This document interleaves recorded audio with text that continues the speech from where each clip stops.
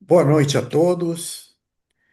Renato Ferreira, hoje, dia 17 de junho, e o Instituto Mais Atitude trazendo mais uma edição da Egrégora Gratitude. Agradecemos a presença de tantos amigos aqui conosco. Hoje, a Júlia e o Marcos estarão conduzindo a nossa vibração de amor e de cura, o que muito nos honra. E depois vamos bater um papo com a Odete Saito Sumiko Machado. É isso, Odete? Não, Odete Sumiko Saito Machado. Ah, inverti as bolas. Tá bom. Seja muito bem-vinda. A Odete vai contar um pouco, alguns causos de vida, né, Odete?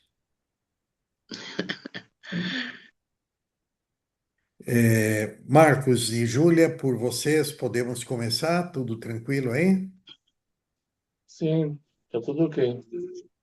Você Você. quer comentar a sequência? Acho que o Denis deve ter te falado.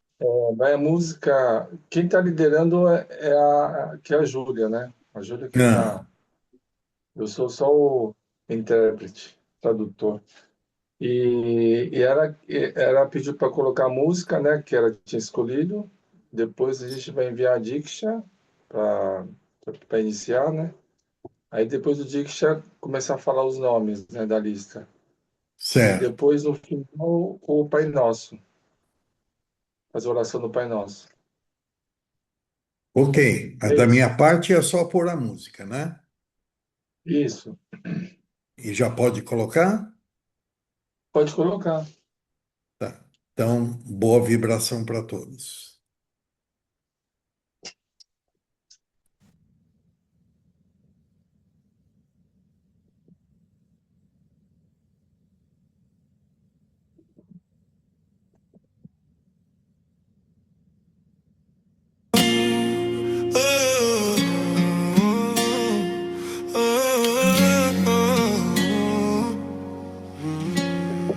Yeah.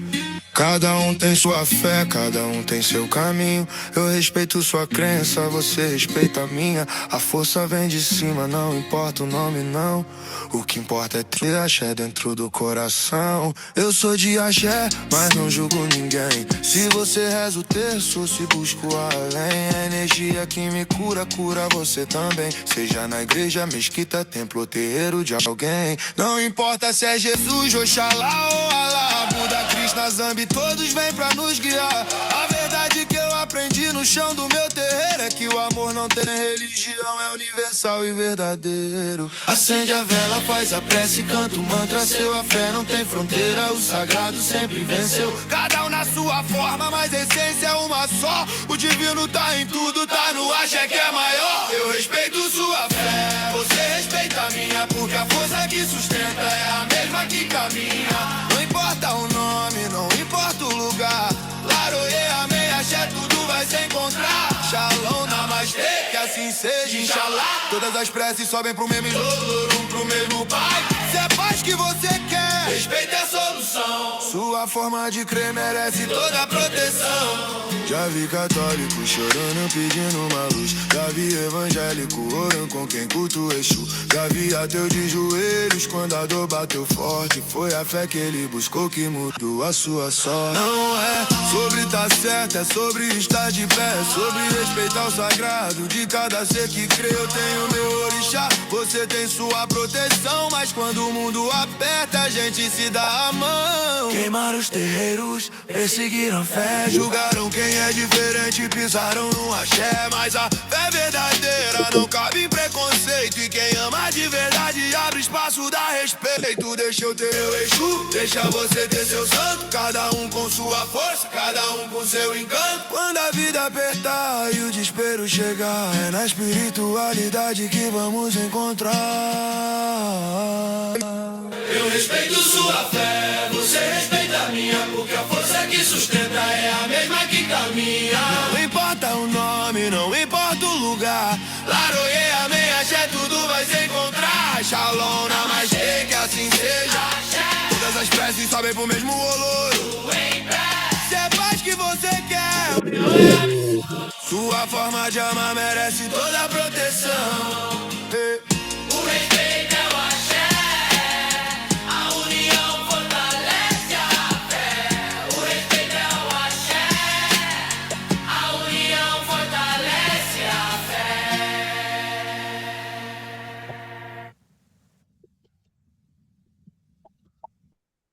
Agora eu vou começar a fazer a leitura dos nomes.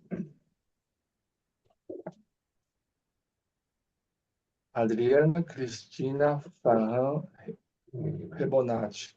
Tá.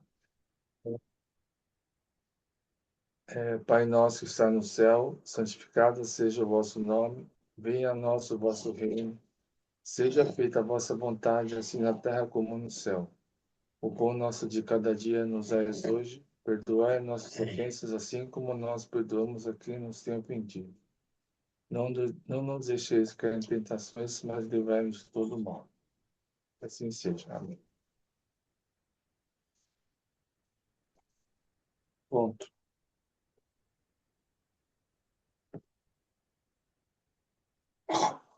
Nivaldo, você está aí na sala?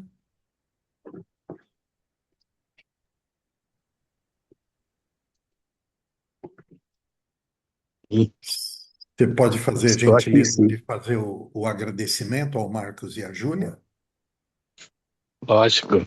É um privilégio poder agradecer o Marcos, a Júlia. Marcos, tenho muita honra, né, de estar aqui falando com você. Conhecemos há muitos anos dentro da Kimonoye, esse trabalho maravilhoso que você fez para a entidade, com as fotos. E hoje aqui, junto com a Júlia, fazendo essa vibração de amor e cura para todos nós. Eu agradeço muito em nome do Instituto Mais Atitude e sempre a presença de vocês é muito agradável. Muito obrigado por tudo. Continue assim, nesse caminho maravilhoso que vocês fazem, nesse amor incondicional que você tem com a Júlia. A gente presencia, acompanha, né, todo esse carinho que você tem por ela. E eu só tenho que agradecer, em nome de Mais Atitude, por você estar dentro do nosso grupo. Muito obrigado. Um abraço. Obrigado, Nivaldo. Obrigado. Gratidão. Marcos, hoje eu vou quebrar um protocolo. Eu normalmente peço para a pessoa que fez a vibração dar as boas-vindas para a nossa convidada. Mas eu vou dar essa incumbência hoje para a Cláudia, e afinal de contas, elas são duas amigas. A Cláudia é que teve a iniciativa de convidar a Odete. Então, se você não se importar, Marcos, eu vou pedir para a Cláudia dar as boas-vindas aí para a Odete. Pode ser? Pode Então, ser, Cláudia, lógico. por favor. Gratidão, viu, Júlia? Gratidão, Marcos. Boa noite a todos. Então, em nome da nossa egrégora, que acontece aí todas as quartas, é o nosso ponto, né, de mais energia, de mais amor, é com muito carinho que a gente vai receber a nossa amiga, que já vem há um tempo aqui, né, participando também do nosso movimento, para que ela conte sobre a história dela, para que a gente possa conhecer um pouco mais da Odete, que está todas as quartas aqui com a gente. E é uma honra, é um carinho enorme poder receber uma grande amiga aqui neste momento. E lembrando a todos vocês que cada um que quiser, né, tá vindo para o nosso movimento de bate-papo e contando a sua história, né, nós vamos ficar muito felizes também de conhecer um pouquinho mais de cada um de vocês que participam aqui conosco, tá bom? Então, agora com vocês, a minha querida amiga do coração que eu conquistei aqui, e eu digo que os amigos, né, que a gente conquista nessa fase da vida, que a gente já passou aí dos nossos 25 anos, os amigos que a gente conquista nesse momento são para a eternidade, né? Porque a gente está num período que a gente está mais introspectivo e tem tantas vivências já, então esses amigos devem ser cultivados para a eternidade. Vamos lá, Odete, com vocês. Bom, Boa noite a todos vocês. É muita honra mesmo ser convidada para esse grupo. E quando eu recebi esse convite na voz do Denis, e depois eu com a Cláudia, eu de imediato refleti e pensei, eu preciso participar aqui para dar um depoimento. E esse depoimento é o seguinte: o ano passado, com a dengue, eu andei internada vários dias, e naqueles dias a Cláudia me visitou, e era uma quarta-feira, e ela disse, Odete, fica conectado, atento na hora da nossa vibração. E eu realmente voltei àquele estado de que eu estava meio fora, porque no hospital a gente fica meio fora das coisas. E eu, então, no horário de 8 horas, eu entrei na vibração e o que me surpreendeu, que eu acredito que é o que acontece com todos, a minha plaqueta, que não subia, sempre na faixa dos 50 mil, e o hospital não dá alta se não tiver 100 mil. E, de repente, na quinta-feira, o meu número de plaqueta subiu para cerca de 110 mil. E eu tive alta. Então, essa gratidão eu tinha que manifestar para todos, né? Então, foi por isso que eu acolhi o convite, embora tenha muito pouco do que contar da minha vida. Mas o mais importante eu contei agora. É isso, né? Então, gratidão, gratidão para todos que fazem parte dessa corrente, né? Bom, agora falando um pouco da minha vida, nasci de pais imigrantes em Presidente Venceslau, fui criada em Ibiúna e vivi em Ibiúna quase todo esse tempo, exceto uma temporada que fiquei em São Paulo para estudar e um pouco em São Roque. E o que eu posso contar da minha infância, de que foi uma infância sadia, correndo pelo quintal, pelo mato, como a gente diz na gíria, levando água para meus irmãos que estavam na roça, ajudando um pouco aqui e ali, ajudando a lavar o coxo das galinhas. Então, a moda de criança, a gente sempre ajudava. E tinha o furô, o banho japonês. Então, a gente carregava lenha para ser queimado e aquecer essa água. Então, minha função era mais ou menos isso, e ajudar na cozinha, que já aos 8, 9 anos, já cozinhava o arroz no fogão a lenha, né? E nesse período, o que eu posso contar é que meus pais eram muito voltados à cultura e valorização da cultura japonesa.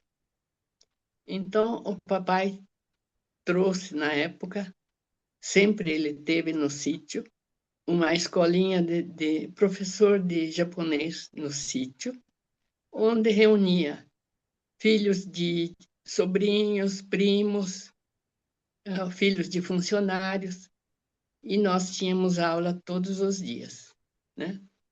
E nessas aulas a gente aprendia não só a língua em si, o soroban, que é o ábaco japonês, fazer a caligrafia no pincel, que é o shuji, um pouquinho de tanka, que é aqueles versos japoneses, e a gente brincava entre os amigos, né?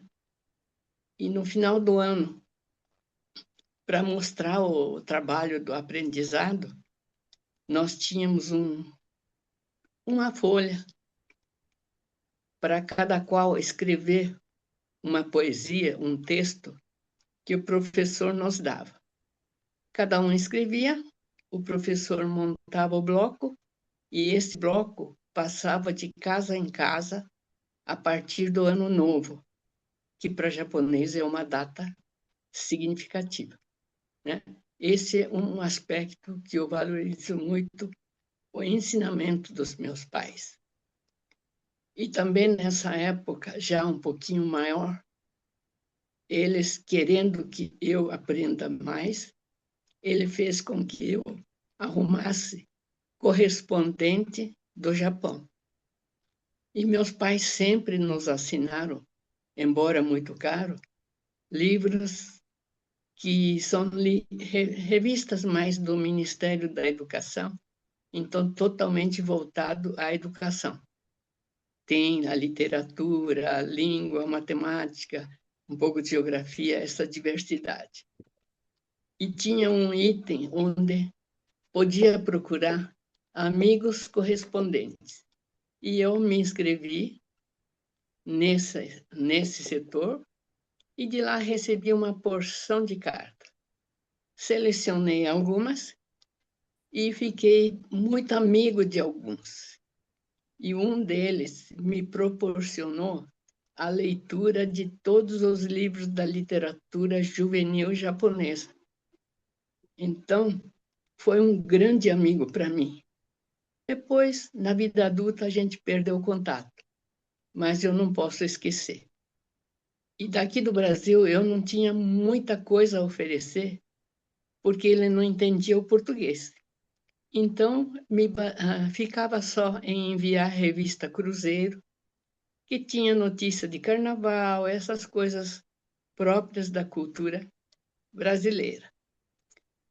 Então, isso é um aspecto que meu pai me incentivou. E eu sempre esperava o pai que trazia essas cartas da cidade, né? Então, foi um momento de aprendizado que eu sou muito grata aos pais.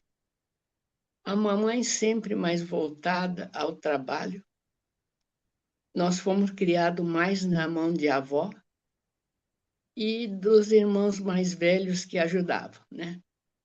Minha irmã, por exemplo, praticamente vestiu a gente com os tricôzinhos que ela fazia de sapatinho, de roupinha, né?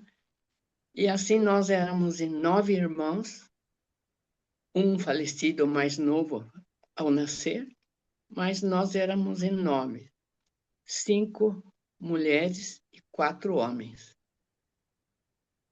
E nós vivemos uma juventude sadia, e todo local onde tem japonês tem uma associação.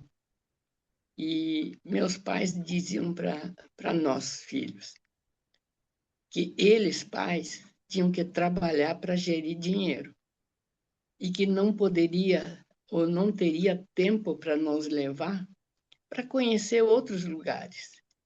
Então, que através do esporte a gente tivesse outra oportunidade nesse grupo. Então, nós treinávamos vôlei, atletismo, tênis de mesa, nesse grupo. E quando o campeonato era em outros municípios, a gente ia de pau de arara, no caminhão, com tábuas fazendo assento, encerado cobrindo a cabeça, e viajei até Capão Bonito, que tem uma distância razoável, eu acho, né?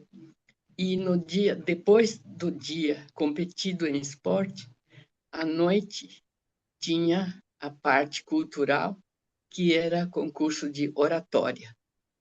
Eu nunca participei dessa parte, mas eu admirava de amigos que tinham um dom da oratória, com seus 16, 17 anos, muito bem desenvolvido, né? Então, a infância na escola primária brasileira, onde um aspecto que até hoje eu não entendo é que para ganhar o certificado de 4ª série, nós tínhamos que nos batizar, ser batizados.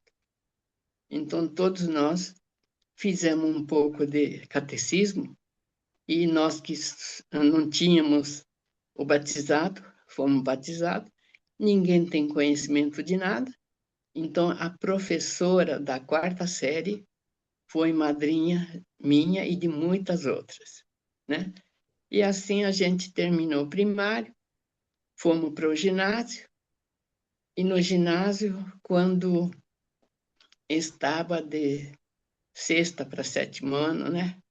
Meu pai faleceu, e para mim foi uma dor muito grande, porque eu era muito apegado ao pai.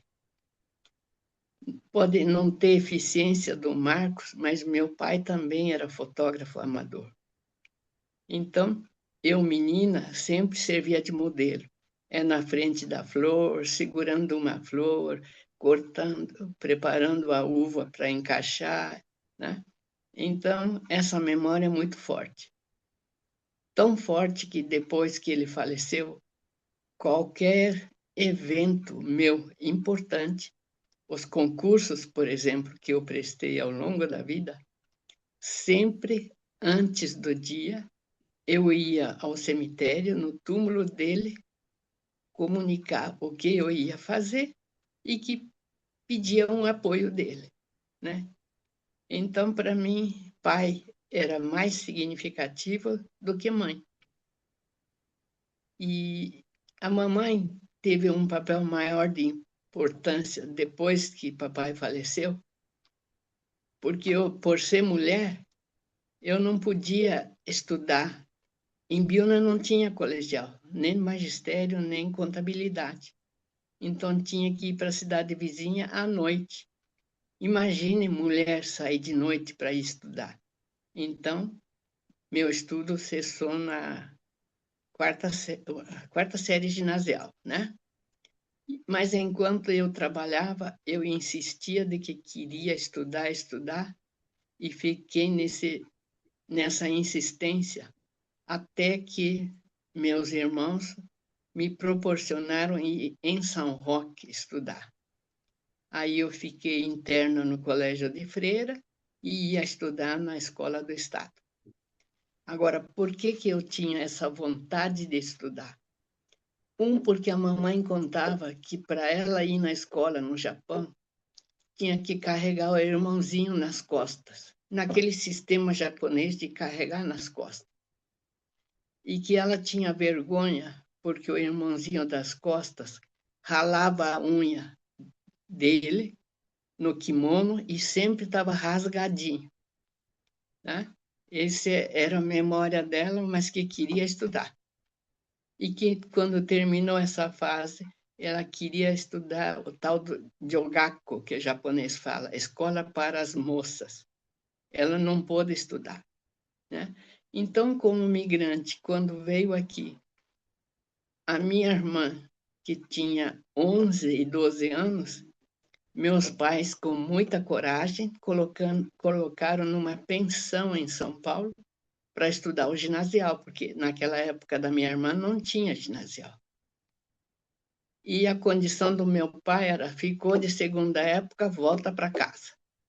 E a minha irmã mais velha veio para casa, e a mais nova, ela estudou, terminou terminou a faculdade, ficou professora da própria faculdade, e naquela época não tinha obrigação de mestrado e fez o doutorado. Então, para mim, esse modelo de família era muito importante, né? E aí, assim, como jovem, no Caican, que a gente diz, onde a Cláudia conheceu, né? Cláudia Denis, não tinha aquela estrutura, mas tinha um predinho onde a gente se reunia. E através desse grupo, eu também tive a oportunidade de fazer outros eventos culturais, entre aspas, né? E na parte esportiva, também tive a oportunidade de competir em São Paulo, no Clube Ibirapuera, dormir nos porões do estádio Pacaembu, né? Então, para a época, eu era mulher avançada, né? E fui levando, consegui também entrar na faculdade em São Paulo, mas até chegar lá, de Ibiúna fui para São Roque, de São Roque, quando estava no segundo normal, Normal porque terminava rápido e profissionalizava para ganhar dinheiro, né? Aí, quando chegou para terceiro, meu irmão falou: eu posso ajudar, então vai para São Paulo. Aí fiz o cursinho, os anos da faculdade. Quando veio a fase de faculdade, um novo horizonte. Eu sempre me senti pequena, caipira, caipira, caipira.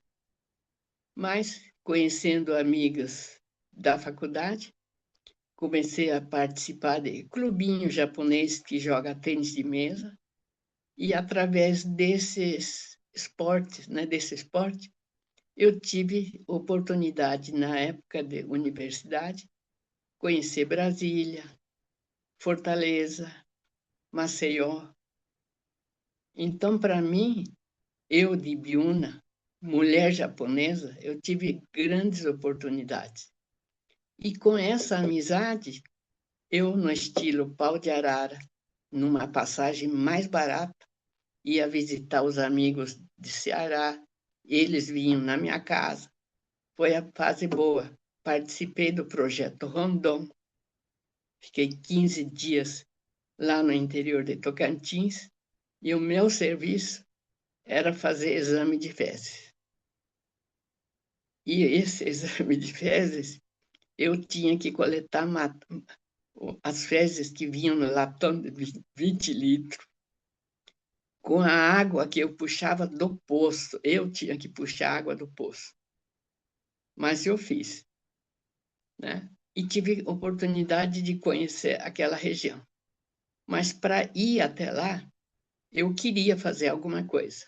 Então, emprestei, com a minha responsabilidade, o microscópio da faculdade, o material de laboratório, e também nossa equipe, que éramos em 7, andamos no Brás, né? Pedindo brinquedos velhos, coisinhas assim. Recolhia tudo para fazer uma gincana com a criançadinha. E o município tinha uma tribo indígena também, e eles, as crianças de lá, me diziam que eu era irmã deles, pela, pela semelhança do rosto, né? Então, a fase de universitário pela faculdade também tive algumas excursões, e aí comecei o meu trabalho como professora. Antes comecei como funcionária técnica do Jardim Botânico, e como professora comecei a dar aula no segundo ano da faculdade. Trabalhei bastante, estudei bastante, né? E nesse período eu passei a conhecer um pouco mais da cultura brasileira, da vivência brasileira, de ficar no barzinho, beber uma pinga, coisa que eu jamais faria, ficando em Biúna. Mas muito modestamente, mas cheguei a participar, né?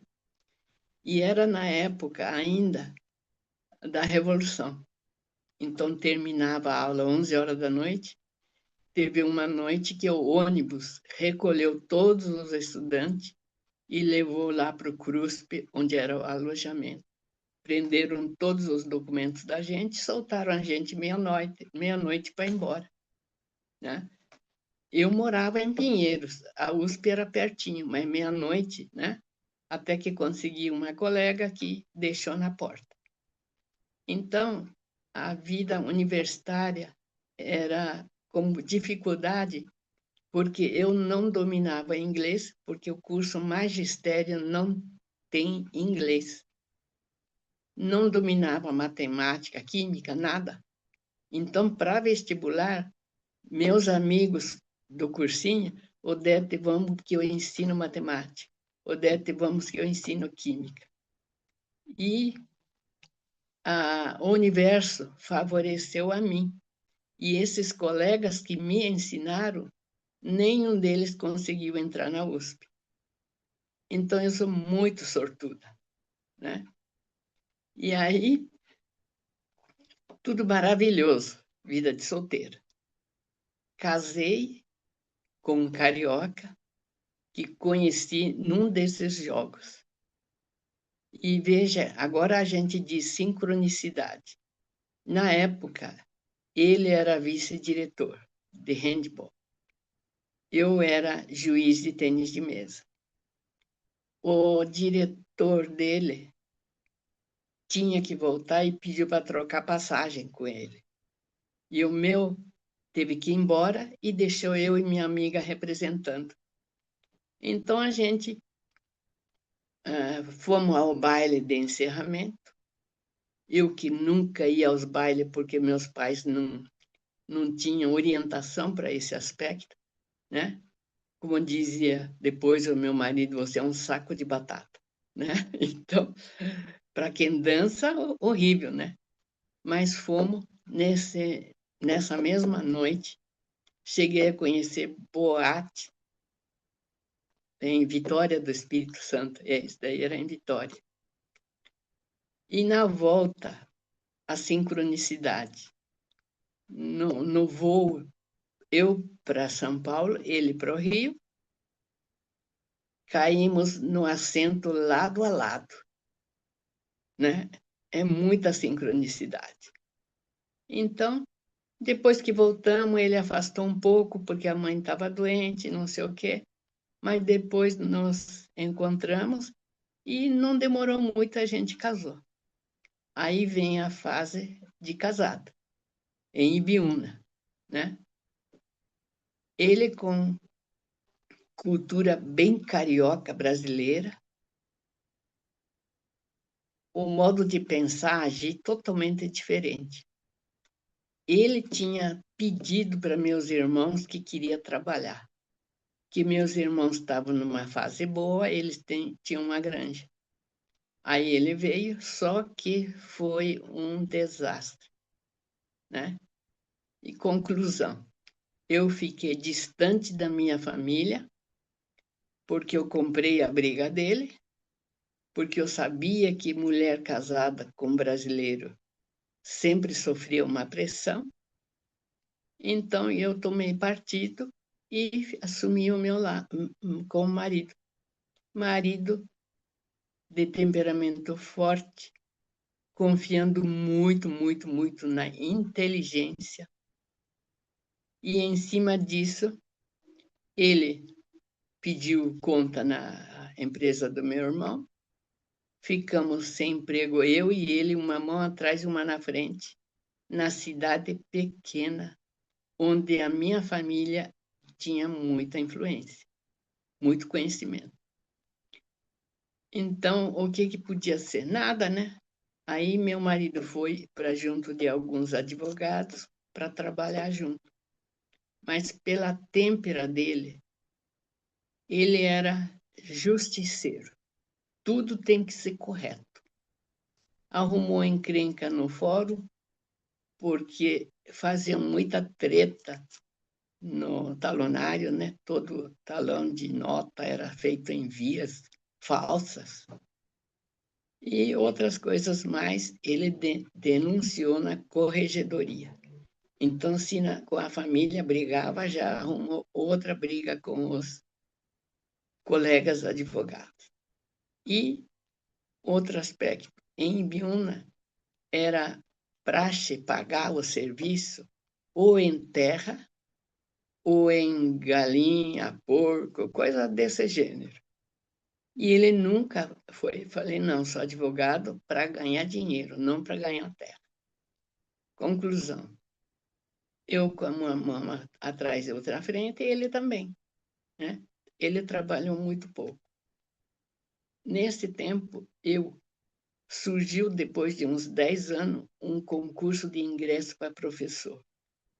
Tinha uma única vaga na região, Ibiúna, Cotia, São Roque, Piedade, só tinha uma única vaga.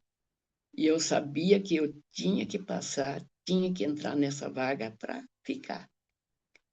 E aí consegui pelo menos um emprego de renda certa para mim, né? E aí as coisas vieram melhorando. Aí vem o lado das doenças, né?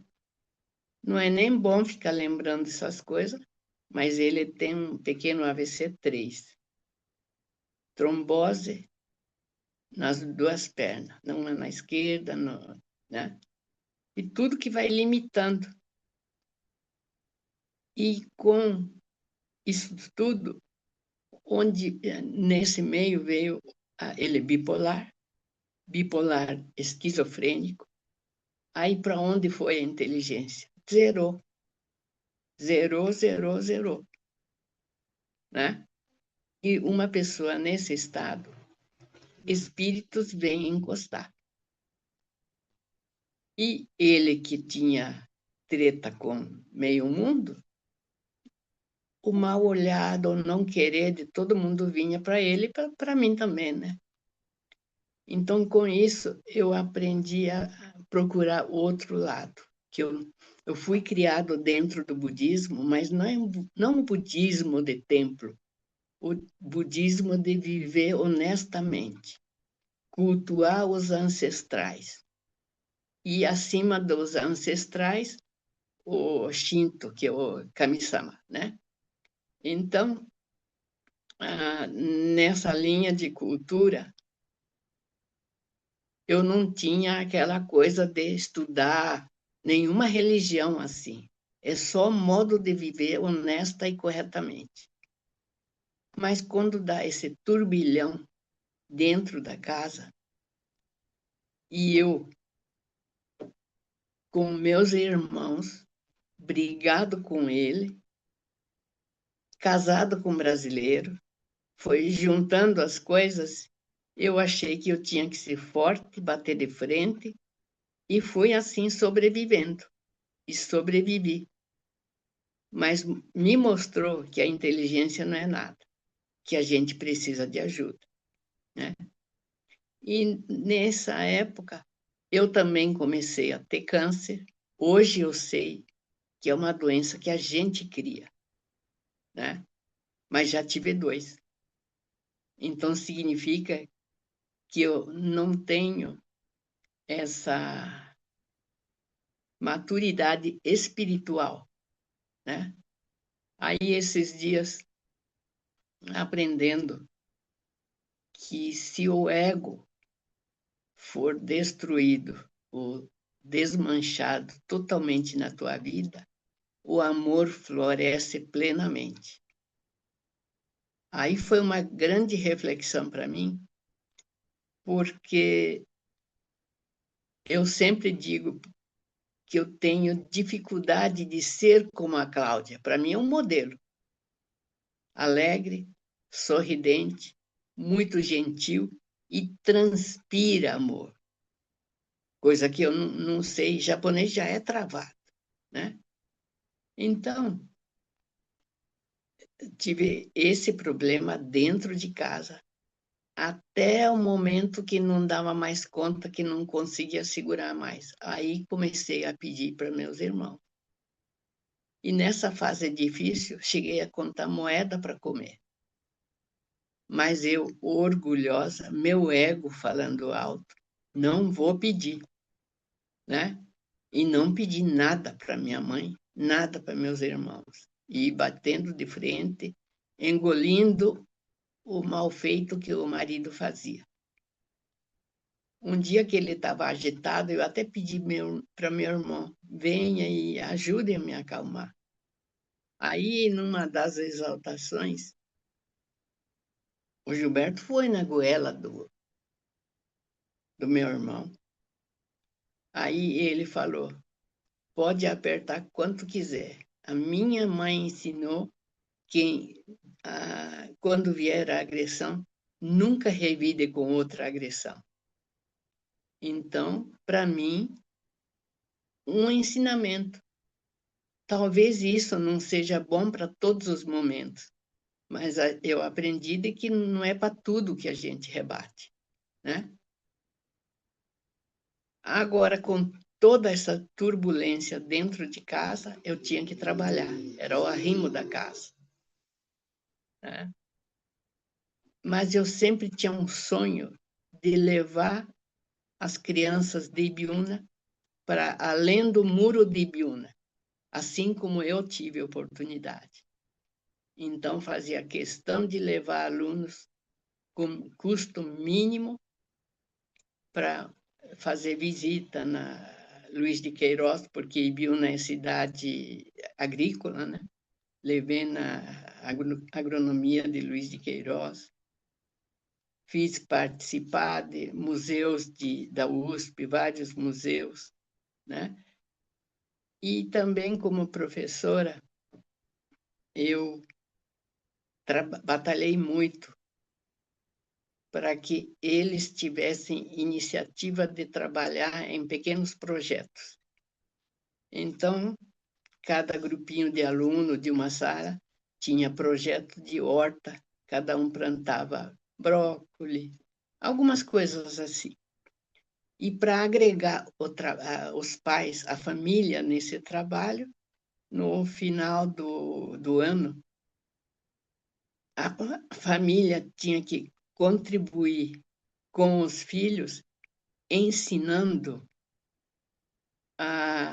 uma comida típica, bebida típica, que pode ser feito com beterraba, com brócolis e com os produtos que eles faziam. Era a culminância do projeto.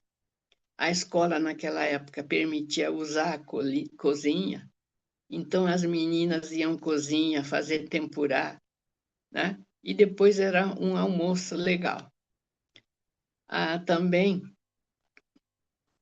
em parceria com o professor de matemática, eu trabalhava, se é para fermentação, então a proporção na aula de matemática.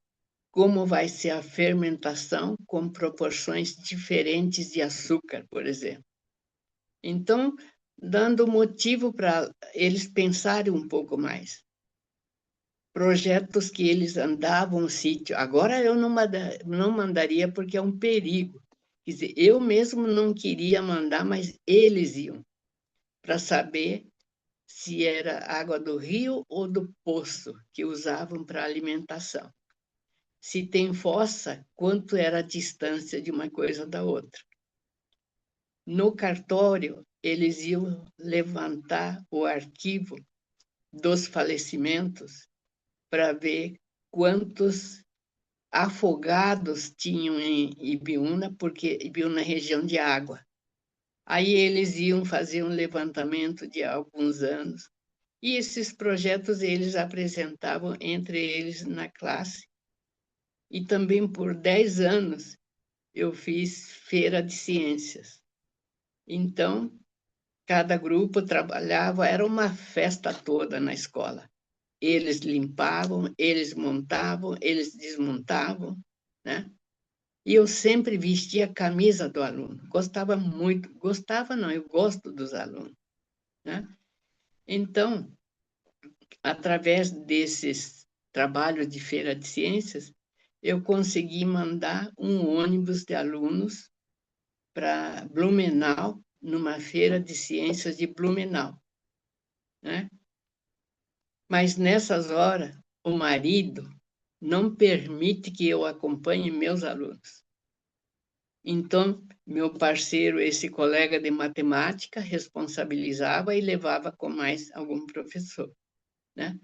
Os alunos chegaram a ter um espaço a convite deles numa uma feira aberta da Unicamp. Os alunos daqui foram lá. Nós tivemos um projeto, era trabalho maior da professora de português, mas eu entrei com a parte de biologia. A minha parte era ensinar controle de natalidade, alimentação, ensinar técnicas de uso de preservativos, né? Isso já atrás, né? E na época não tinha contestação nenhuma dos pais.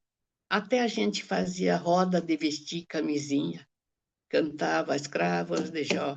E onde acabava a música, o menino tinha que pegar a cenoura que vem passando e vestir a camisinha. Então, era um negócio gostoso, vamos dizer, né?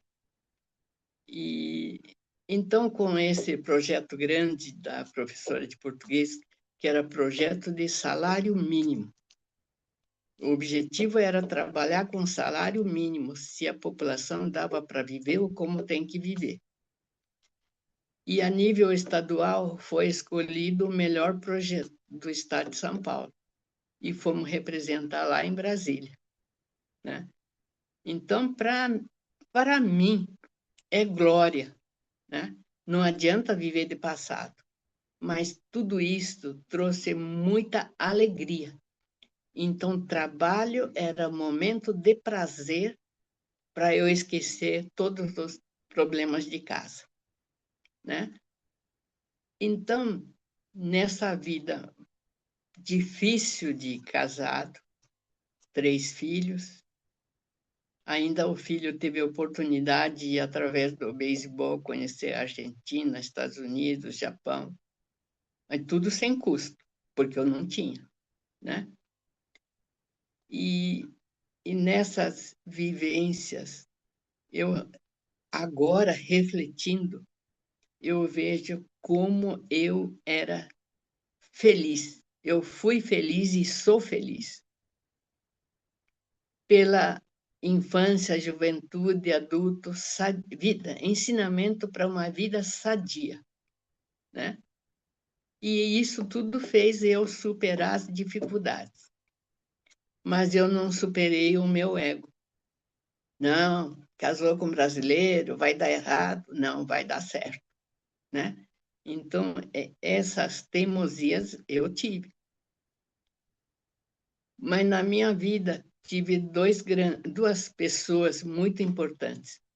Um é o Dr. Fernando, que é meu médico desde 1998, e conheci casualmente num curso de treinamento de professores que veio a reunir professores da região e dar esses treinamentos. E um dos que veio era ele. E ele deu o curso de autoconhecimento. Aí eu fui fazer, esse eu fui fazer. E o trabalho era anotar o sonho e prestar atenção no sonho. Assim que eu voltei para casa depois desses treinamentos, eu sonhei estar vendo um canal e este canal está todo ramificado com um negocinho. Aí, conversando com o doutor Fernando, falou, pode estar com câncer, vá para um ginecologista, faça uma observação melhor. E, de fato, estava. Então, eu descobri, vamos dizer, bem no começo. E daí para cá, aprendi a meditar com ele em 98, só que sou relaxada. O problema vem, a gente fica de manhã, de tarde e de noite. Vem a bonança, a gente esquece, né? E últimos tempos eu ando relaxadíssima. O outro que me ajudou e bastante ajudou, porque ele já faleceu, era o diretor do Centro Espírita, que eu conheci graças aos transtornos dele, que eu tive que, no começo, fui para Umbanda, fui para Mahikari, para onde me mandavam eu ia. Nunca tinha ouvido desses fenômenos, né? Então, fiquei totalmente perdida. Mas até que fui encontrando, pois mandaram até eu ir na magia negra. E eu fui, tonta que sou, né? E aí, um dia, minha irmã telefonando, como é que tá você? Você é doida, não fica dando dinheiro, você vai perder tua casa. Aí, eu, com muito medo, voltei lá para a dona da casa, pedi desculpa de eu não vir na semana que vem e nem trazer o dinheiro que ia trazer, porque eu estava jurada de tetraplegia. Então, morrendo de medo, mas fui lá pedir desculpa e ficou nisso, né? Agora, depois fui filtrando a distância, porque ia para Sorocaba, ia para Piedade, né? E, últimos tempos, era só no Centro Espírita aqui de Biúna, onde esse diretor me ajudou muito. Aí vim a conhecer um pouco mais da espiritualidade, regularidade, né, nos estudos, e com essa gratidão que eu tive muito com ele, passei a cuidar de um grupo de crianças da comunidade, que era pertinho, ensinar a bordar, fazer pulseira, brinco de miçanguinha para dar de presente para Dia das Mães, mas era no intuito de ensinar o trabalho, né?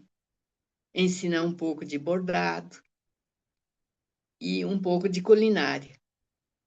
E na culinária, no Dia das Mães, a comida teria que ser preparada por essas meninas e chamar a mãe para servi-las, né?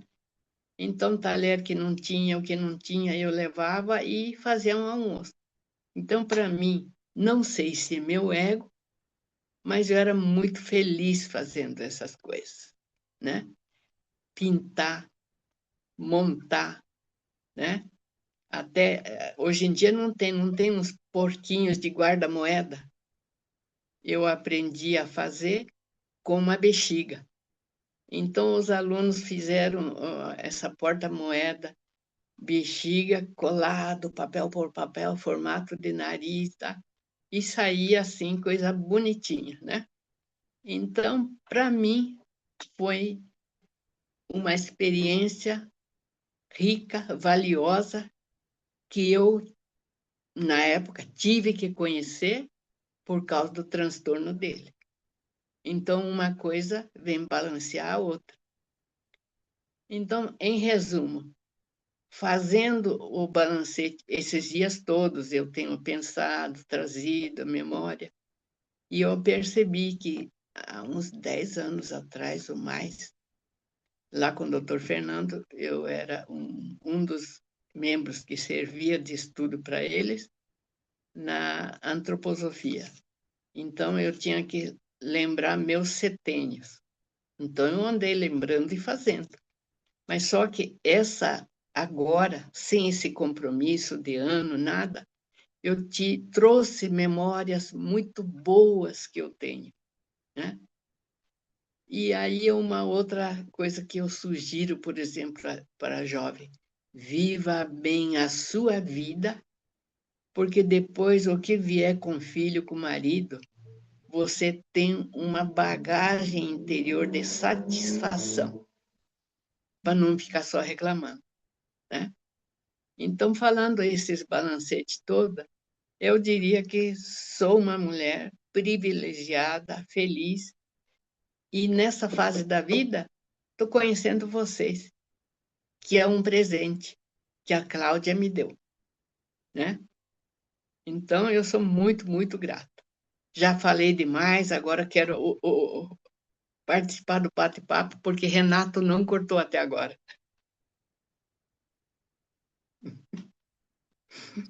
Eu não cortei, Odete, porque você estava numa sequência da narrativa muito boa, mas temos sim muitas perguntas para você e vamos começar ali com o Denis, que levantou a mão dele primeiro. Vamos deixar ele falar contigo. Aliás, Denis, eu falei que a Cláudia tinha convidado a Odete, né? Mas pelo que ela falou, foi você que convidou, então você me perdoe. Pode falar com a Odete, por favor. Tranquilo, aqui nós que fizemos o convite. Dentro de toda essa história que a dona Odete está trazendo, a Cláudia vai conversar com a senhora também. Assim, muitas partes, cheguei a ficar até emocionado, porque eu lembrei do meu avô.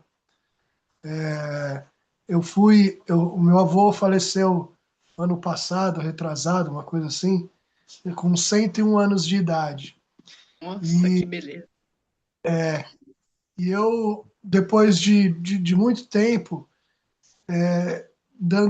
entendendo, refletindo e dando valor às minhas origens, eu ia à casa do meu avô e para que ele contasse a história das nossas Uhum. origens. E assim como a senhora fez essa linha do tempo contando, ele com os seus, na época, 98, 90 anos, 80 anos, eu fui lá também, enfim, mas ele extremamente lúcido, ele contava toda a história de como ocorreu na vida dele. E assim, tudo que a senhora trouxe, essas histórias, eu não tenho noção do que foi tudo isso pela época e pelas dificuldades que a senhora acabou enfrentando.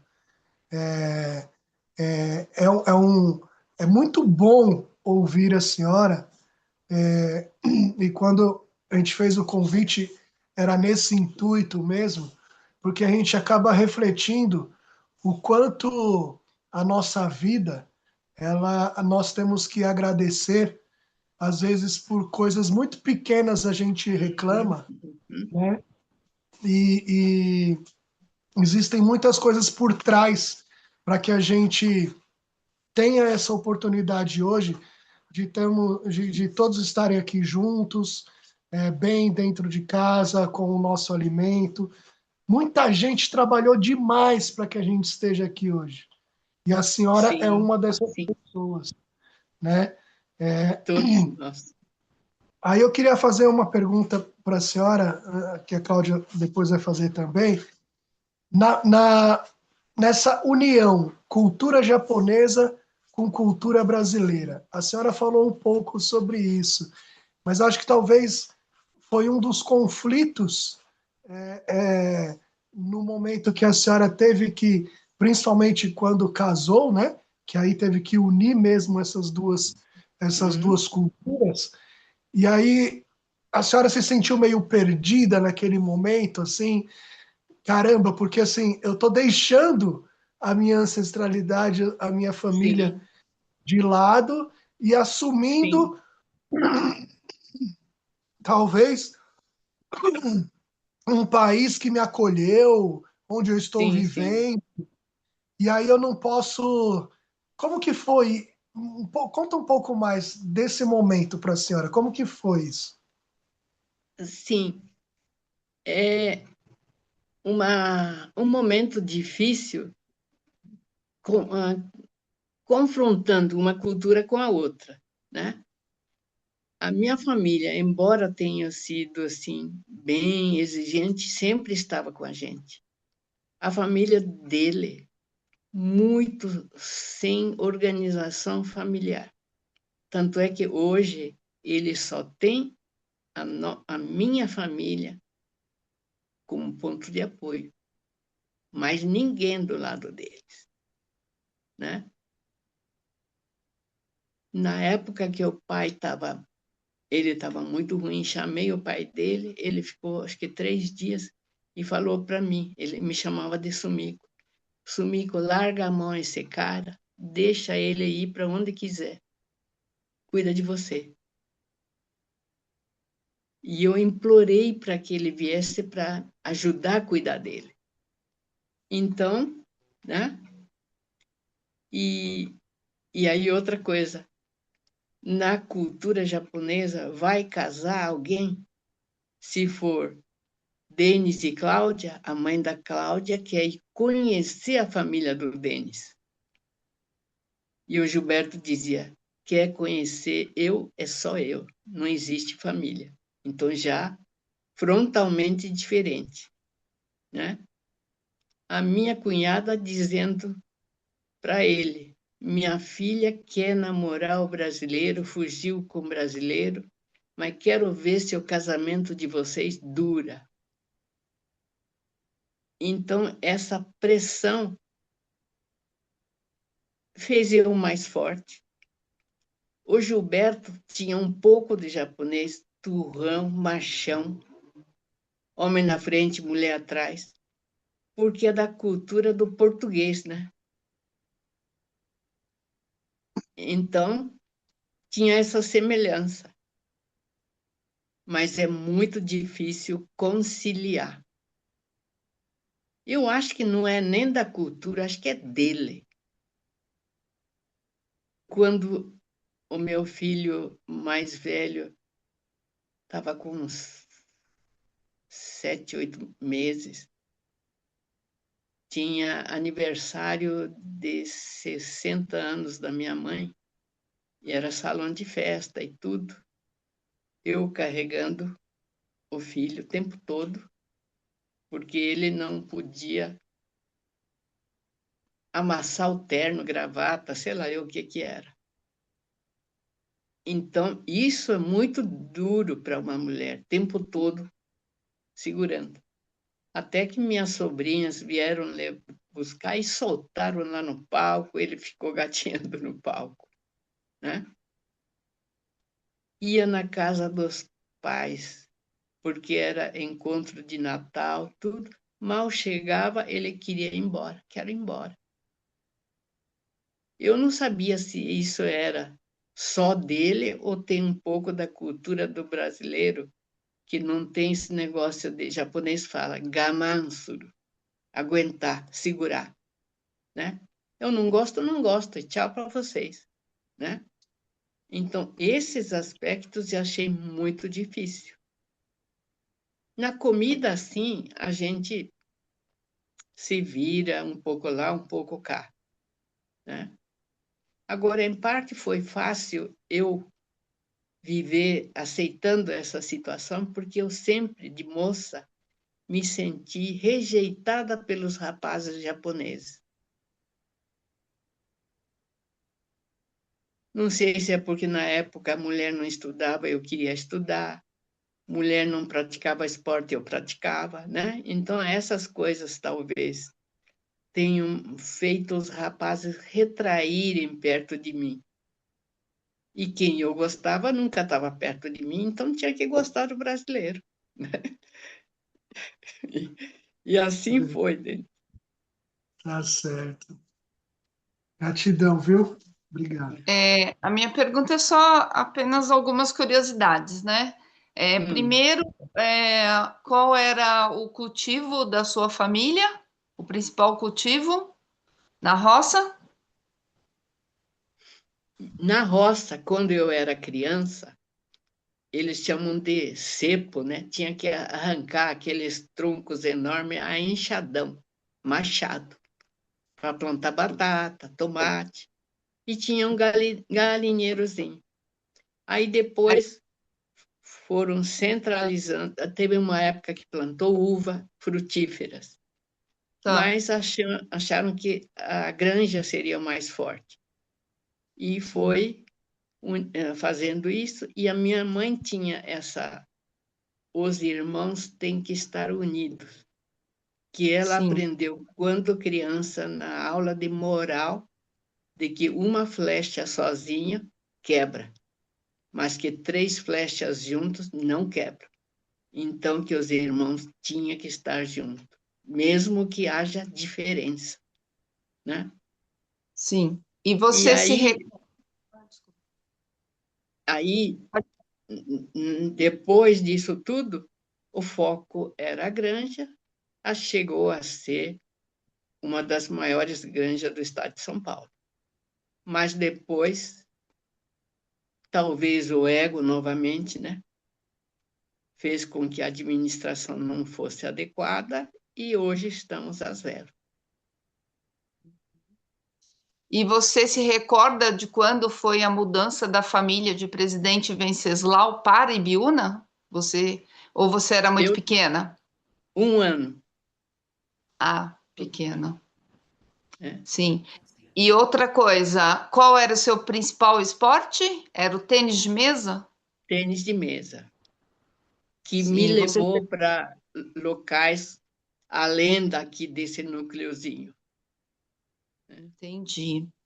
Fora isso, eu acho bacana, né? Porque a gente está num mundo de informação tão rápida, tantos pequenos vídeos, tanto é um exercício bacana fazer essa coisa, trabalhar o escutar, né? O escutar a história Uhum. do outro.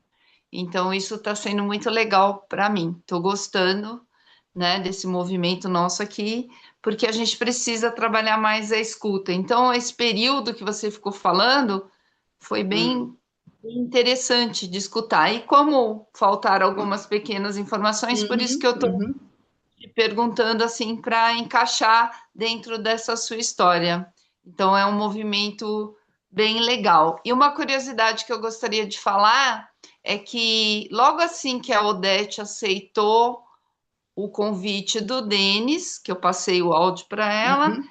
ela aceitou. A única preocupação dela era como que ia estar no dia aí para ajustar para ela poder falar, mas ela já começou a fazer o exercício de escrever e relembrar a história dela, que eu Ah, acho isso sim, sim, também uma sim, prática importante para todos nós, né? Você começar a lembrar a sim, sua sim. história e anotar. Então, eu acho legal. Só uma curiosidade. Aí, acho que tem a Solange para te perguntar alguma coisa. Só um instante. Tinha, o Dentro Paulo dessa estava, história, só terminar um pouco dessa sim, história, o que eu não contei, a minha mãe sempre com cultura japonesa, ela dançava, fazia ikebana, e uma das coisas que ela fez questão que as 5 filhas aprendessem é a arte de ikebana. E graças a essa arte de ikebana, eu tive a oportunidade de apresentar o trabalho lá no espaço de Bienal de Ibirapuera, quando um príncipe japonês veio, várias vezes no Centro Cultural Vergueiro, em São Paulo, e tive também a capacidade de levar uma classe de aluno no projeto de 500 anos do Brasil, né? É 500? Eu sim. acho que é da história do Brasil. Ia ter um tema mais brasileiro. Aí minha irmã, que era minha professora, vinha semanalmente orientar os alunos e nós tivemos um espaço para os alunos de Ibiúna, onde eles faziam arranjos dentro de uma abóbora de 40 quilos, aquela abóbora enorme, fazia buraco, encaixava e fazia arranjo, cestas de palha, peneira de bambu, né, dos índios. Então foi assim. Aí a professora de educação artística que trabalhou junto em parceria, ela vestiu o kimono, minha irmã alugou um kimono, uma pessoa para vesti-la, porque não é qualquer um que veste. Então ela ficou toda feliz. Então marcou um momento para ela, para os alunos e para mim também, né? E para esse evento eu não pude ir ver, né? Eu fiquei no escutar e ver na foto, né? É, Mas não posso reclamar que tive oportunidades nesse campo também e estudando japonês e completando mais na fase de aposentar, eu queria ser professora de japonês. Aí fiz a prova de suficiência em língua japonesa e consegui passar em nível 1 as 2 vezes. Agora, o japonês, ó, já foi para o espaço. Perdi tudo. Pronto, Renato. Odete, quem tinha levantado a mão primeiro era o Paulo Taba, só que ele fechou a janelinha aí. Você ainda está na escuta, Paulo? Você quer fazer a sua pergunta? Bom, boa noite a todos. Poxa vida, Odete, a gente vê você toda quarta-feira no vídeo e tal, aqui, conversando com a gente, né? E sua história, devido à nossa idade, que é pouca diferença, pode-se falar que é quase igual. Só que você, para mim, eu vejo porque para você, naquela época lá, você casar com um brasileiro foi um Nossa, desafio enorme. Porque sim, nossos pais não aceitavam. Então, você foi uma lutadora, brigou pelos seus objetivos, tal. E tudo que você está contando aí, eu fico relembrando também a minha infância, né? Só que a minha infância não foi que nem a sua. A minha infância foi de menos sofrimento, tal. E a gente começa a ver as coisas, né? Você teve dificuldade para estudar. E mulher não É, era aconselhável, era mais para ficar dona de casa, cuidar do sim, marido, essas sim, coisas sim, todas, né? Isso sim. aí é que eu aprendi lá atrás com meus pais. Só que você vê como que é um ser humano. A minha esposa Beth, a avó dela é da primeira imigração, 1908.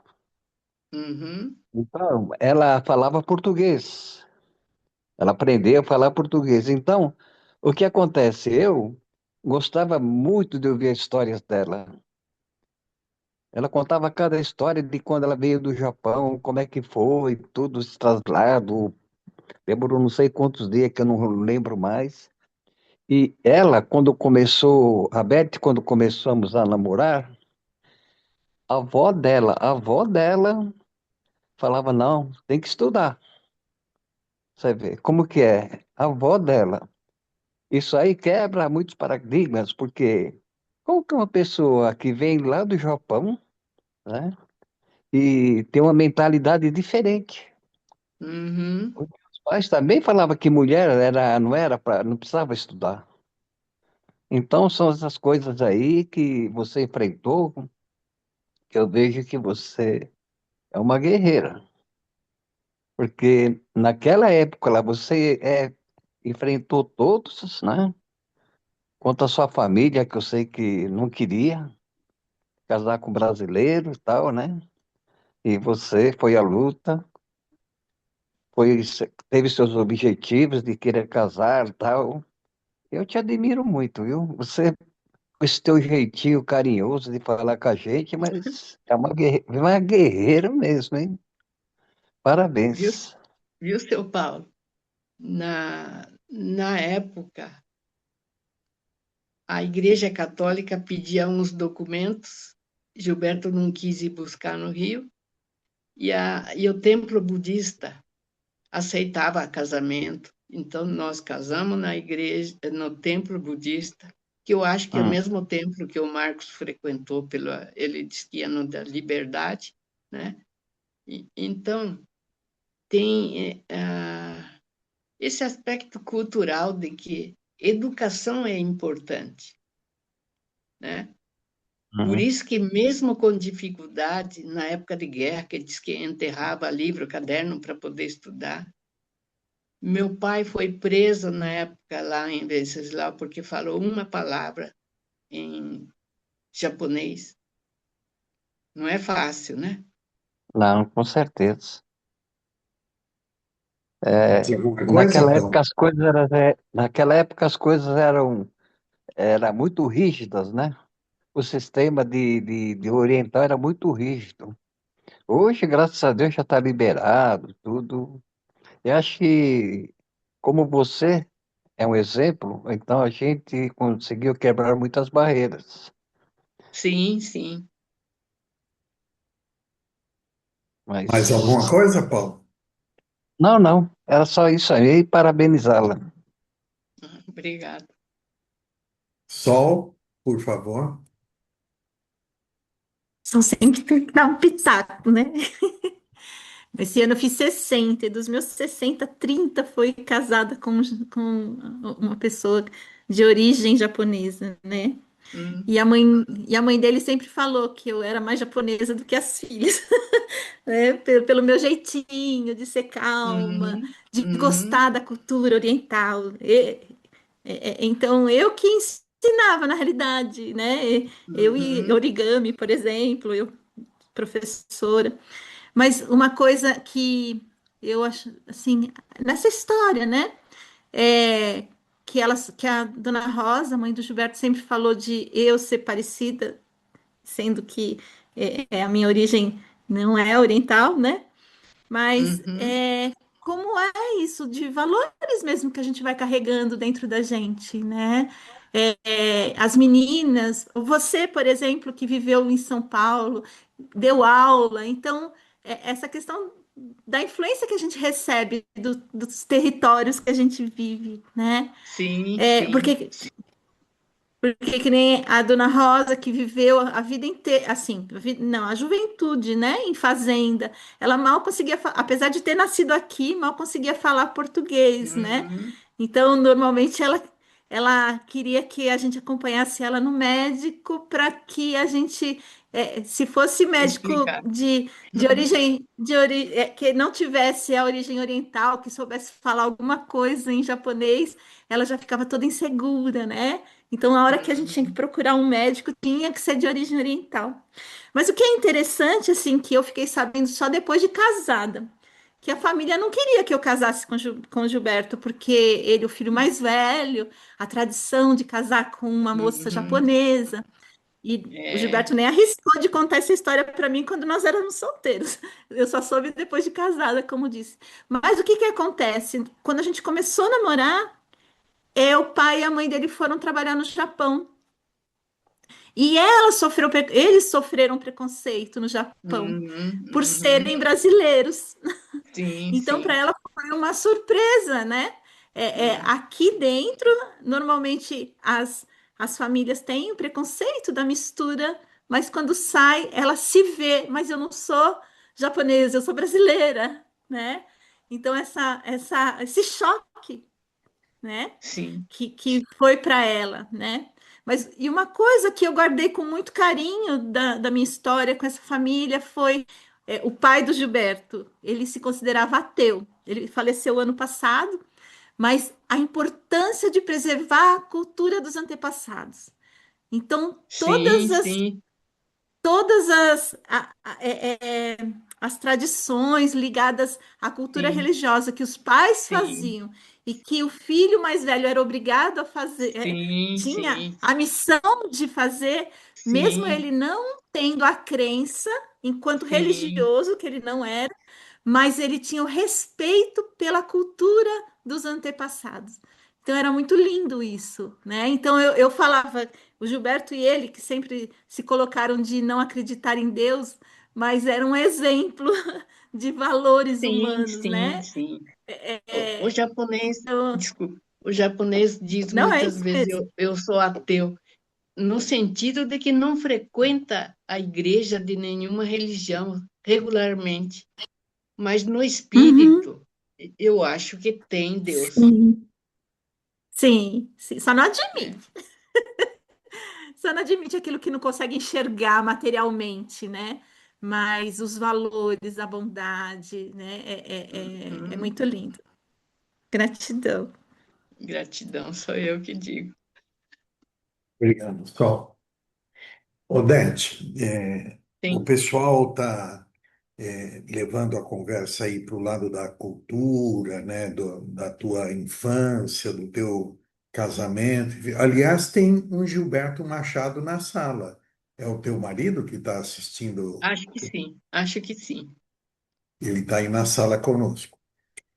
Eu queria te fazer uma pergunta, porque eu estou vendo que você é uma mulher muito culta, foi professora, e como você viveu, né, intensamente dentro da cultura japonesa, né?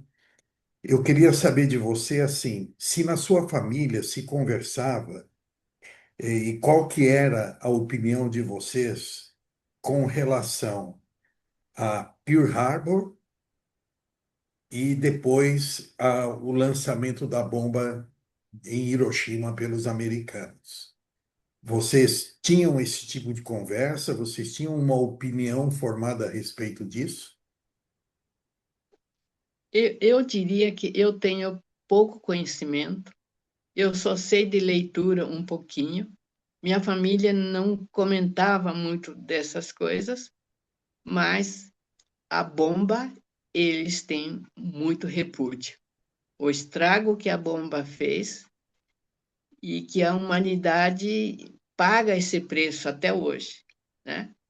Então, a memória desse fato, agora eu dando o meu pitaco, está em toda linhagem do pessoal que estava lá, né?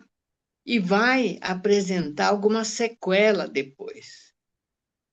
E eu digo isso também porque nessas coisas todas das situações que Gilberto viveu e das regressões de memória que foi feito no Centro Espírita, hoje eu tenho clara imagem de que ele era general do exército alemão e eu, dona não, funcionária, a prostituta, vamos dizer, de uma casa, e que ele deixava a família e me buscava. Então, essa dor que ela passou, eu acho que eu passo, mas não no sentido de que ele esteja traindo, mas ele tinha muito, muito, muito ciúme. Na fase que está desequilibrado, qualquer buzina na rua, de entregador de qualquer coisa, ele dizia: ah lá, estão te chamando, eu entendo o seu código, né? Então, viver nessa tensão, para mim, não é fácil também, né?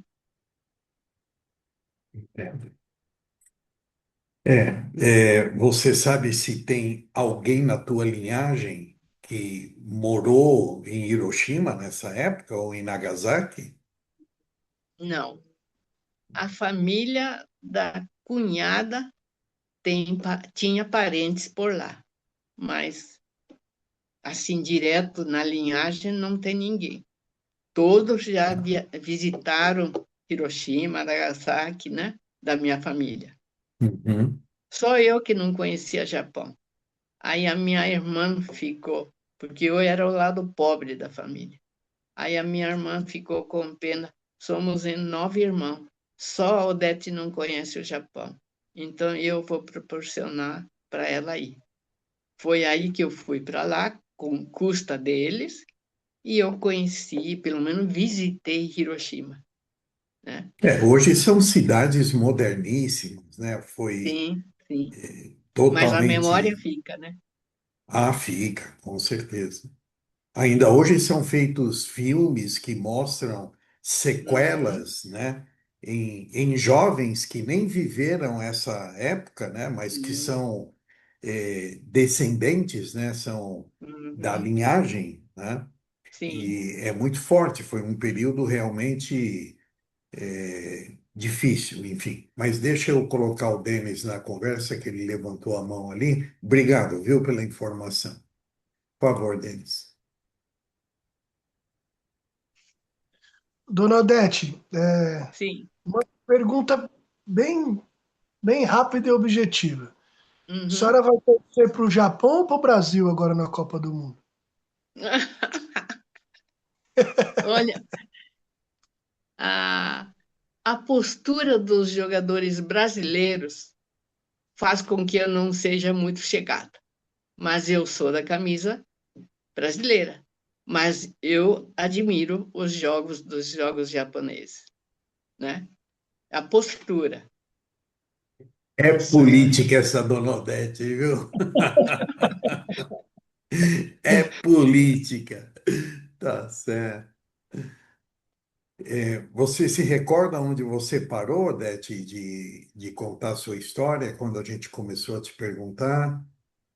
Não, Peraí, eu acho que contei bastante e para mim foi assim esse trabalho de eu trazer à memória todo esse passado, eu trouxe com mais passividade, mais suavidade e que ótimo. reconhecendo muito de que a minha vida, perto da vida de muitas outras pessoas, eu tive uma vida abençoada. O Irineu vai falar contigo e depois a Júlia e o Marcos. Olá, dona Odete, que bacana poder ouvir a sua história. treinar, como disse a Cláudia, né, a escuta, que é tão difícil nos dias de hoje, num mundo que tem tantos atrativos diferenciados, didáticos, né? A senhora, como professora, certamente teve muita didática também, e ainda hoje, com a sua exposição, fez como que uma imagem, como se fosse um filme, né?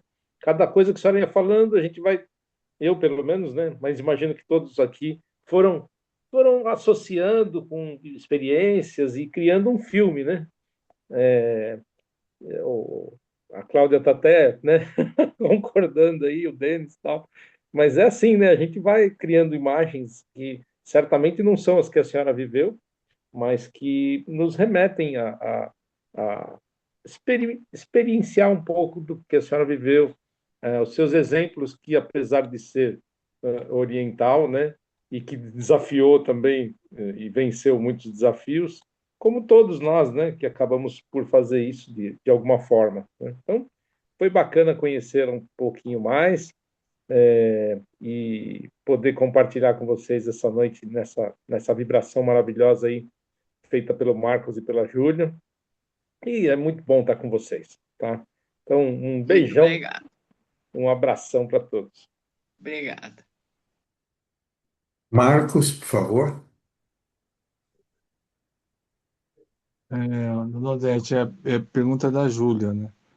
A Júlia está perguntando se na fase da professora que ensinou, se teve algum aluno PCD.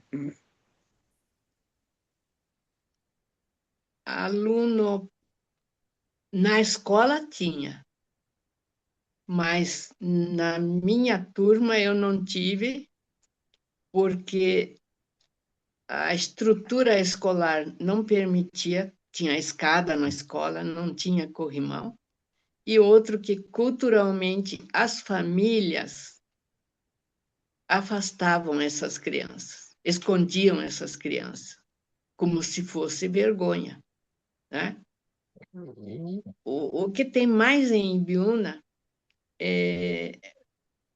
não é PCD, tem bastante PCD físico, mas um tipo de questão mental por consanguinidade. Em Ibiúna casa-se muito consanguinamente. São algumas famílias que deram origem a quase todo o restante, né? Então, para quem tem dificuldade de locomoção, as escolas brasileiras não estão preparadas. Para sair da sala e ir para a quadra, é tudo escada. A sala de aula, 2 andares, escada. Então, não tem estrutura. E eu também acho que eu, como professora, não saberia acolher naquela época. Hoje estou um pouco diferente, porque hoje eu também estou na categoria do PCD.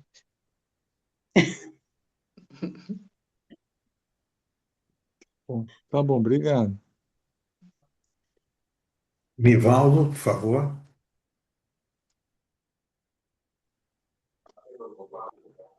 Boa noite, Odete. Boa noite. Semanalmente, quando eu vejo a tua imagem aqui na egrégora, é difícil imaginar uma história tão bacana que você acabou de relatar para a gente. Quietinha, meiga, mas com uma história maravilhosa, né? E eu só abri aqui, levantei o braço que é para fazer um agradecimento, porque essa tua história me remeteu ao passado, assim como o Paulo falou da Beth, da avó, ela também era minha avó, né? E eram histórias maravilhosas a dela. Então, como primeiro imigrante, na época de adolescência não dava tanto valor, porque era sempre farra, né? A gente não pensa muito no que os antepassados eles passaram, né? As Sim, dificuldades. Era tudo alegria, porque sempre quando nos encontrávamos era uma festa. Então era cerveja, comida, bebida e só conversas alegres. Mas a idade foi avançando, a gente foi entendendo um pouquinho mais. E hoje a gente está comemorando 118 anos da imigração japonesa. Então aí fico imaginando a minha avó, né? 118 anos da imigração, a idade que ela tinha quando ela veio, as dificuldades. E eu só tenho a agradecer, porque essa tua história me remete ao passado, me fez lembrar muitos detalhes da infância que já estavam perdidas. A minha família, nós somos em 11, né? Então, também é uma família grande e a gente foi perdendo irmãos e tudo isso aí é passo a passo, as dificuldades para ingressar numa faculdade, tudo que eles passaram para dar essa qualidade de vida que nós temos hoje, né? Então foi maravilhoso e sem dúvida você me deixou emocionado. E eu só quero agradecer pela tua história, pela tua coragem de contar detalhes, né? E assim, muito obrigado. Gratidão.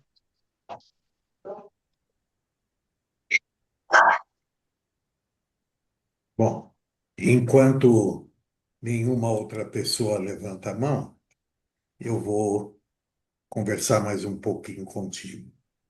Também foi dito muito. Opa, peraí, o Tadeu levantou a mão. Vamos colocar o Tadeu na conversa, depois eu viajo no meu bate-papo com você. Por favor, Tadeu. Boa noite, Boa Renato, noite. Odete, todo mundo aí da egrégora. Eu ouvi a Odete passando muito rapidamente falando sobre filhos. E aí eu queria que ela falasse um pouco mais sobre isso. Se ela é mãe, né? E parece que ela falou em Sim, 3 filhos no momento. sim. E como que se diz? Mãe é um baita papel que a gente representa no mundo, né? Então merece um destaque aí, Sim, né? sim, Falar dos seus filhos, do seu papel de mãe. sim. E ainda mais, Odete, o homem, o pai, ele tem o papel do provedor e a mulher de cuidar da casa, né, e dos filhos. E pelo que eu entendi aí, você teve que fazer as duas coisas, né? Fazer os dois papéis, do provedor e da educadora, né? Da cuidadora aí dos filhos. E uma outra pergunta é se o doutor Fernando, que você se refere, é o Fernando Bignardi, né? Que eu conheço há um tempo também. E eu admiro muito ele por ele ter uma linha de medicina bem alternativa, né? Embora ele seja formado, né, como dentro da medicina normal aí, ele foi para uma outra linha, né? Aí né, que ele fala dos setênios, né? Essa linha aí da antroposofia, meditação, trabalha com sonhos. Então, as minhas perguntas eram essas, tá bom? Tá. Agora, deixa eu contar então. Em relação aos filhos, o meu marido não queria filho, porque a situação econômica era difícil para nós. Então, sempre nada de filho. Aí andava com problema de hemorragia e fui no ginecologista.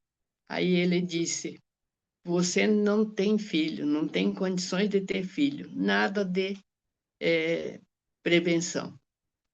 Aí eu nunca fiz prevenção química, né? Então foi só no controle. E estava sem esse compromisso do risco de engravidar. Aí, de repente, eu percebo que eu estou grávida. E eu não posso contar para o marido, porque eu não sabia a reação dele, pela têmpera dele e momento da vida difícil nosso. Era a época em que eu tive que abrir aquelas canaletinhas para passar conduíte, abrir umas valetinhas para passar cano de esgoto, né? Então, e subia na escada para fazer as coisas de cima, porque Gilberto era gordo e não queria ou não podia subir. Aí só contei quando eu comecei a sentir no meu corpo a presença da criança. Aí falei, não, agora não posso mais esconder. A criança vai crescer e tem que vir, né? Depois que ele ouviu o fato, no momento chocado, mas foi sedimentando a ideia. E quando nasceu, nasceu homem. Ah, qual é o pai que não gosta de um filho homem? Aí só foi sorriso. E ele foi bom de beisebol. Então, andou com ele para cima e para baixo. E as outras duas meninas sentiram e ainda se sentem preteridas, porque filho homem é filho homem, né? Mas entre os três, a harmonia é boa. Todos três deram um problema, mas não como muitas famílias que sofrem muito em questões de filho, né? E todas têm graduação, cada um com seu serviço, e hoje eu tenho 5 netos, né? Mas se alguém perguntar, ah, sua mãe foi aquela mãe doce de ficar paparicando criança? Não, fui mãe dura, rigorosa, por questão de economia, excursões da escola que iam para lugar que tem custo, não podia ir. Quando o esposo estava em crises, as crianças nem pensar em trazer amigo. Então, todos três cresceram sem ter tido trazido em casa nenhum coleguinha. Isso na adolescência. Agora, a minha filha professora, de vez em quando leva aluno para excursão, e a criança não tem como ir embora para a casa dele. Então pergunta, mãe, pode pousar? E já chegou a dormir em casa 3 crianças de família que eu não conheço, mas é aluno dela. Então, nessas coisas, eu admiro que são de coração muito bom. São muito doador. Talvez sejam menos egoísta do que eu. Eu, pela luta pela sobrevivência, eu me endureci muito. Fiquei, vamos dizer, mulher-homem, pela necessidade, né? Mas as crianças gostam de mim, eu sempre fui aberta em diálogo. Então, esses dias mesmo, a menor falou assim, mãe, eu falei, eu admiro sua cultura, sua amabilidade em lidar com os alunos. Aí ela falou, você esquece que eu sou sua filha? Então, eu tenho essa cultura, um panorama geral, e eu consigo trazer para a vida da criança, que alunos dela são lá do Mato de Ibiúna, 15 quilômetros da cidade, muito simples. Por outro lado, a droga, a Viagra, corre direto. A juventude acha que Viagra é do uso de todo mundo, né? Então, esses diálogos da sexualidade, a minha filha fala, eu aprendi com você. Então, é mais natural para conversar com o aluno. E daí,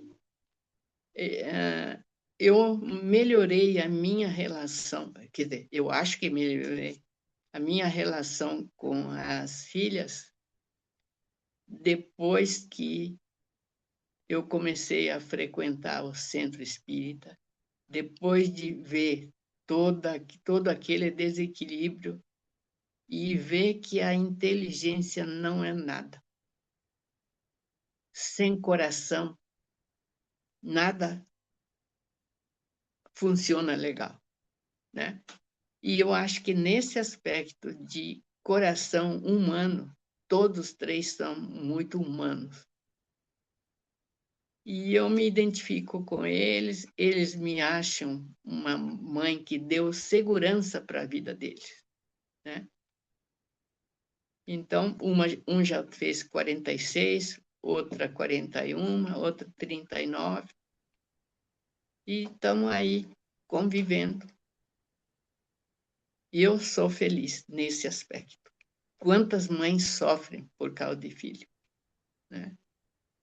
E também a natureza me proporcionou filhos fisicamente, mentalmente sadios, embora eu tenha perdido um no aborto natural, né? E outra coisa que eu aprendi nessas palestras que trazem no grupo, né, que o DNA da criança não é só dos pais, mas que durante a gestação muita coisa muda, muita coisa se assimila. Então, esses conhecimentos eu levo para meus filhos ainda hoje como uma coisa que todos têm que saber. Que DNA não é só aquele, porque eu sou de biologia, não é só aquele encontro de 2 cromossomos. Então, na educação, rigidez não faltou. Faltou dinheiro, sempre, não pode gastar, não pode gastar.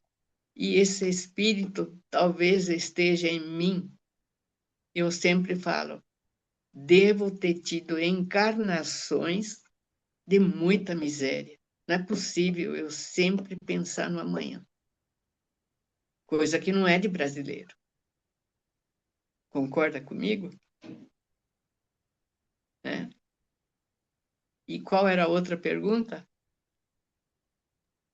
Sobre o Fernando Binhardi, eu também Ah, admiro ele, que embora ele tenha a formação tradicional, né, de sim, medicina, ele fala muito da antroposofia, né, sim, de meditação, interpretação de sim, sonhos, então eu gosto muito da linha dele, assim, bem eclética. Aí a senhora falou só do sim, Dr. sim, Fernando, eu queria saber se era o mesmo Fernando Binhardi. sim. E no curso de autoconhecimento, isso no princípio, no 98, 99, o grupo tinha vários médicos, engenheiros. Eu só era raia miudinha, mas eu ia lá porque me fazia bem e via quantos transtornos esses médicos trazem na alma deles. Então, se esses médicos trazem transtornos e estão com dificuldade de vencer, todos nós, porque eu via no lado só material, né? Médico é médico, engenheiro é engenheiro. Só que somos todos humanos e a questão da alma é igual para todo mundo. E o doutor Fernando usa homeopatia, tem conhecimento de ayurvédica. Esses tempos eu até falei que estou meio ansiosa, ele indicou remédios ayurvédicos que me trazem mais tranquilidade, né? Então, meditação era importante. Quando eu tive meu primeiro câncer, ele dizia para mim, meditar é o seu remédio. Então, medita, e ele mandava, pedia, né? Na minha meditação, visualização.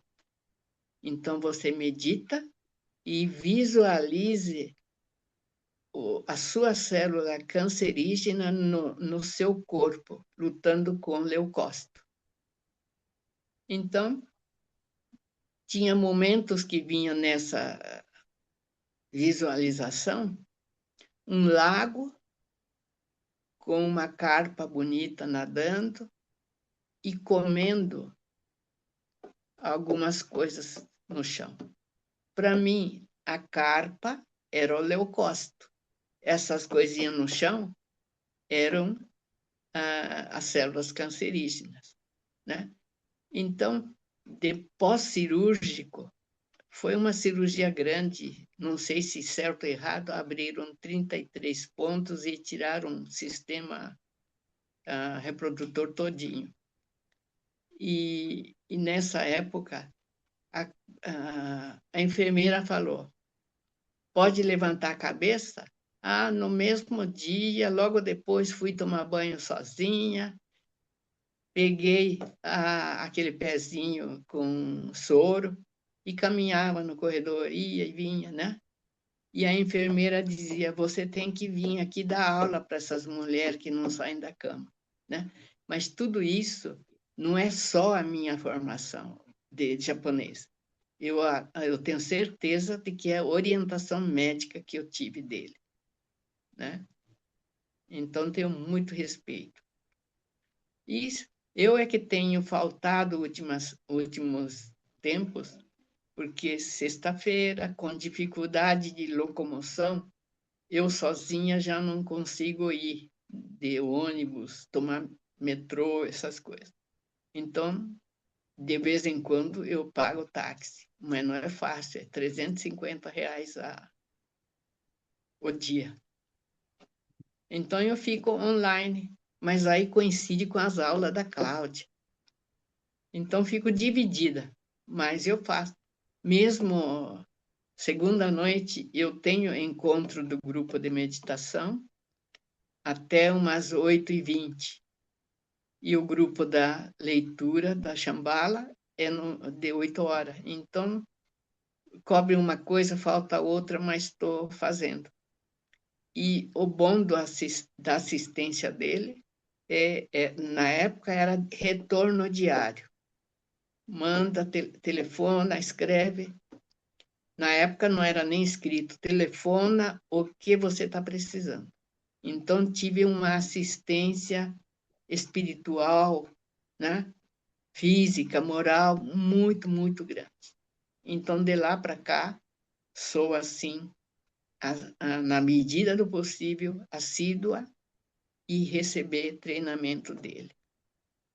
Quando fui para as águas, depois da meditação na água, a noite é maravilhosa de sonhos, e sonhos que revelam muita coisa de dentro da gente, né? E como tem bastante sonho, o meu material é muito usado por ele nesses cursos. Então, ele fez, né, naquela época, psicodrama, tipo constelação, mas é tudo em cima dos sonhos, né? Então, e agora ele trabalha, acho que é do grupo de medicina integrativa, não sei se é diretor ou alguma coisa. Agora trabalha no Hospital Oswaldo Cruz, também formando nesse aspecto. Acho que semana que vem tem um encontro na mata do Oswaldo Cruz, e todo mundo é convidado, aberto, né? Então, se abrir o coração e participar, muita coisa eu recebo. Eu sempre tomo bronca. Você é aquela de hai de japonesa e fica escondendo tudo, né? Mas é um médico importantíssimo na minha vida. Acho que é isso. Muito bom. Muito bom, grato. Bom, Odete, a hora passou voando, quando a conversa é Eu boa, é só sempre falei. assim. Não, você foi maravilhosa. E como eu pedi para a Cláudia, né, dar as boas-vindas para você, eu vou pedir para o Denis fazer o agradecimento em nome do grupo. Por favor, Denis.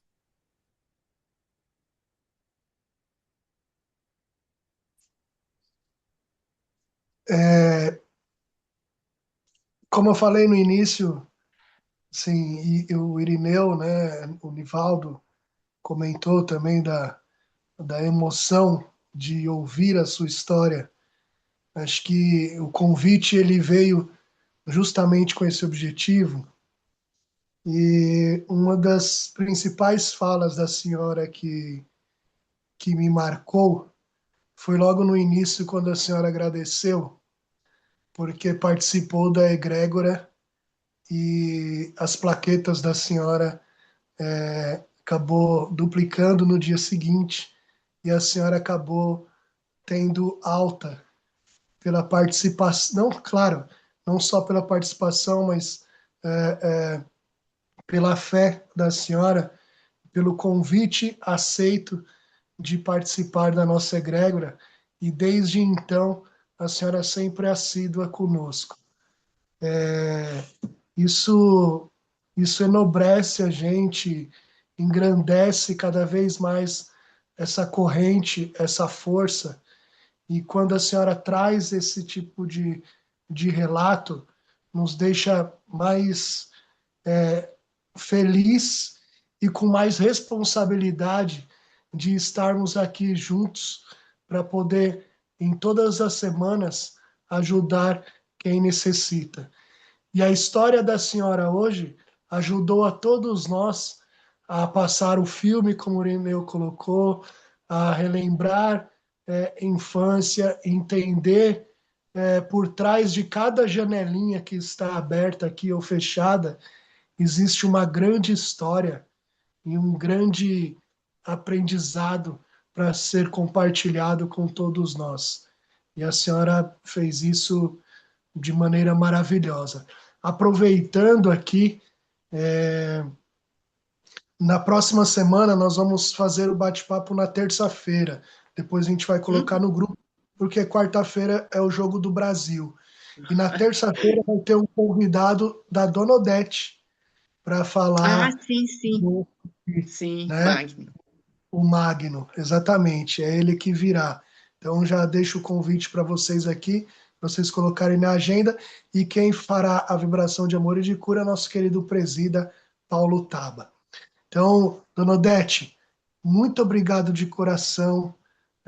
Marcos, Júlia, você, obrigado também por todo o esforço que tiveram, por essa vibração maravilhosa, por esse amor eterno que vocês sempre colocam para nós.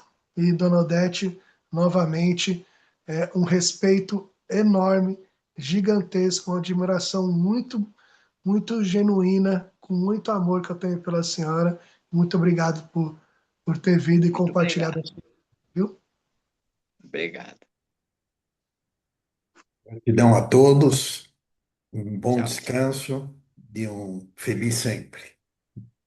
Valeu, pessoal. Obrigado. Boa noite para todos. Valeu. Boa noite. Boa noite. Tchau, Marcos. Tchau, Dona Odete. Tchau, Valeu. tchau. Boa noite, pessoal. Boa noite. Boa noite, boa noite.